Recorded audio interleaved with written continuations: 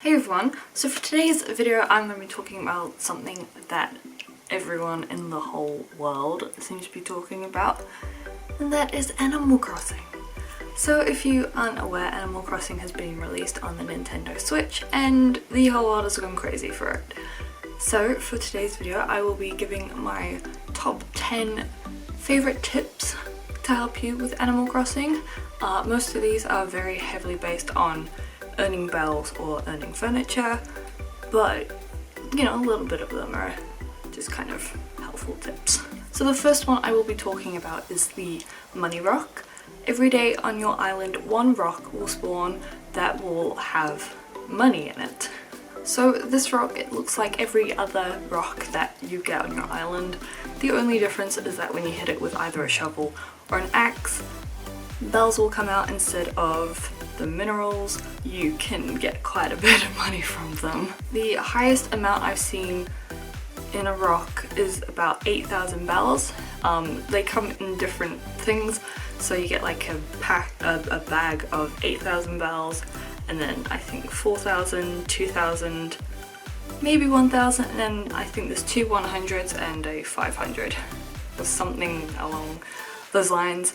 But they're not always the same. Sometimes you can get more, sometimes you can get less, but these rocks are great, and if you are trying to pay off your loan, they are very, very helpful. These rocks are not limited to your own island. If you go to a resource island, you can sometimes stumble upon a money rock island, and this island looks like a circle with another circle island in the middle, and that has about 5 rocks in it, and each one will give you money. So if you ever find one of those, go for it, because they are there for your needs.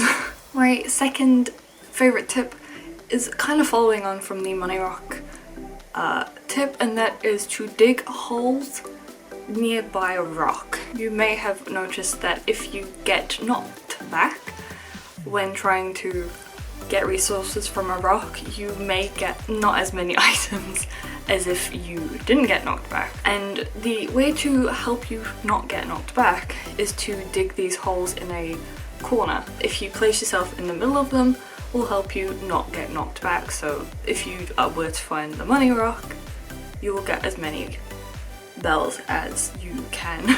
Now I do find that you do need to be in the exact position for this to work. Sometimes if you're just a little bit off, it will still knock you back and you will lose your resources, but it's pretty straightforward. Just go right into the corner and you shouldn't get knocked back. The only issue I have with this tip is that it is a little time consuming. You need to get the holes in the exact right position, and you know, it's a little finicky. So for my third tip, still continuing on with money and items, you may or may not know this, but every day on your island, 2 of your trees will have items in them. Now I don't know if it's just me, but I've never had a clothing item fall from a tree. They're always furniture items. I do not know if you can get clothing from a tree. I think they may just be furniture, but if you do, please let me know in the comments.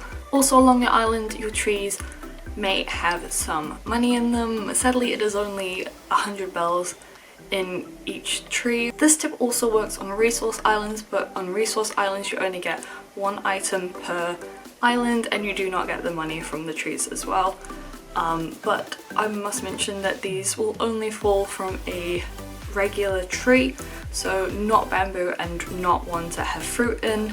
My fourth tip, which is kind of following on from the trees, is that when you are shaking your trees looking for these items, always carry a net with you. If you've been playing long enough, you have likely found wasps hiding in your trees, and if you are like me and don't really like things going wrong with faces, then these wasps are your absolute nightmare. And my only tip for that is to carry a net. It does not mean that you will not get stung, it just means that you have a higher chance of catching the wasp because you don't have to go in your toolbar and find the net. In saying that, I have been stung by wasps whilst carrying a net. It just means that my reaction time wasn't quick enough. Now my next tip isn't really much of a tip because you've probably already seen this. It's just more of a helpful reminder that pop your balloons. The balloons do have many wonderful items in them. Some of them have furniture, clothing, some have resources like clay or stone, but some of them also have bells in them. I think the highest I've found in a few of my balloons has been about 30,000 bells, and if you are short on money and really need to repay Tom Nook, 30,000 bells goes a long way. Another thing that will spawn on your island every day is a recipe bottle. So they just look like a plain glass bottle, and you can see a recipe inside them when you pick them up. They just have a recipe inside them. Nothing much to it. I think you're guaranteed one every day on your island, but once again, if you go to a resource island, you have the chance of finding one. They're not always guaranteed, but you can sometimes find these recipes on resource islands, and they will also be in a glass bottle. Continuing on with the topic of recipes, every day on your island you will walk into a villager's house and see them at their crafting bench. If you go up and talk to them, they will give you the recipe that they are supposedly working on. Sadly, these recipes are not always a new one. You may end up with a few duplicates, and it just means that you can sell them or give them to a friend. My 8th tip for today is tarantula and scorpion farming. This is probably going to be your absolute worst nightmare, but again, if you're paying off your loan, it's very helpful. I hate them with a passion, but they do give you a lot of money. When going to your resource islands, sometimes you may come across a tarantula or a scorpion island, and the only purpose of that island is to spawn either of those creatures. I thankfully have not found one of those islands yet, but I have made my own, and to do that you need to eat fruit and dig up the stones, or chop down a tree and dig up the stump. Everything you can to make sure that no other bugs will spawn on that island, because those bugs will stop tarantulas or scorpions from spawning. But when doing this, I would recommend keeping your inventory very clear. The only things you will need are the tools to help you catch them, so that's nets, axes, shovels. You may need a pole to get across the rivers if that island you end up in has rivers, and you might need ladders as well to help you get on higher levels. And make sure that you've upgraded it so that you have as much space as you can. So the reason why you want to be collecting these scorpions and tarantulas is because they sell for a very, very high price. Flick is a villager that will come to your island occasionally, and he has a fondness for bugs. For example, if you were to catch a tarantula, selling it at Nook's Cranny will give you about 8,000 bells. If you are patient enough to wait for Flick to arrive on your island, he will buy them for 12,000 bells. So if you keep collecting these tarantulas and scorpions and keeping them in your storage or in the little containers, once Flick arrives and you sell them all to him, you will get hundreds of thousands of bells. Okay, and my 10th tip for this video is to sell your hot items.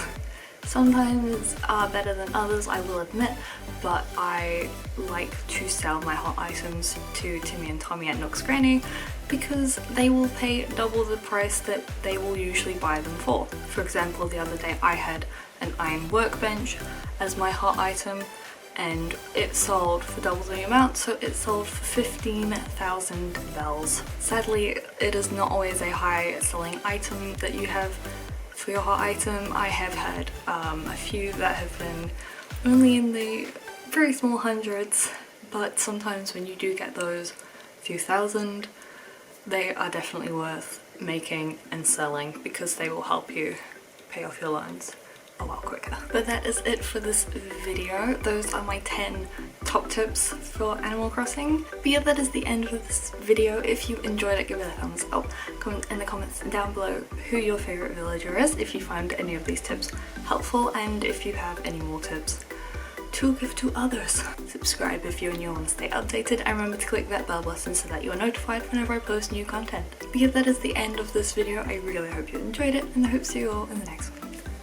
Bye bye!